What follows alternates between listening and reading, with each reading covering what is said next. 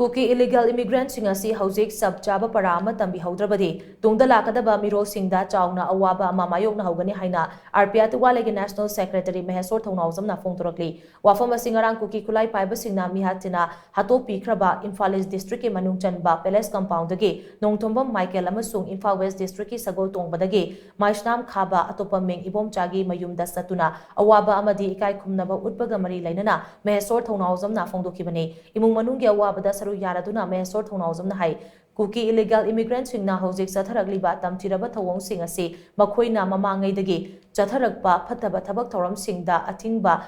pihodabadagini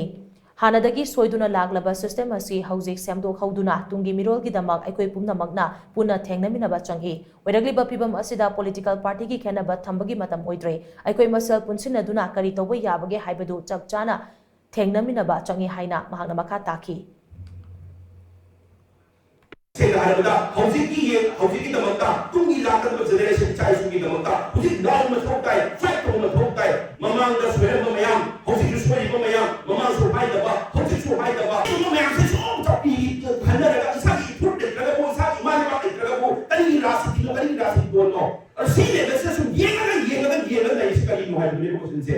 ꯑꯩ ꯑꯊꯧꯕꯒꯤ ꯃꯐꯝꯗ ꯂꯦꯞꯆꯔꯤ ꯍꯥꯏꯕꯒꯤ ꯑꯩꯁꯨ ꯅꯍꯥ ꯑꯣꯏꯅ ꯆꯍꯤ ꯀꯩꯁꯨ ꯌꯥꯝ ꯀꯟꯅ ꯍꯟꯅꯕ ꯅꯠꯇꯦ ꯏꯅꯥꯎꯗꯨꯒ ꯑꯗꯣ ꯃꯥꯒꯤ ꯊꯧꯅꯥꯗꯣ ꯃꯤꯄꯨꯝ ꯈꯨꯗꯤꯡꯃꯛꯇ ꯄꯤꯕ ꯑꯣꯏꯔꯁꯅꯨ ꯌꯥꯝꯅ ꯑꯗꯨꯒ ꯇꯁꯦꯡꯅ ꯑꯗꯨꯅ ꯃꯥ ꯑꯇꯇꯥꯏ ꯇꯥꯕ ꯌꯥꯔꯣꯏ ꯃꯥꯒꯤꯗꯃꯛꯇ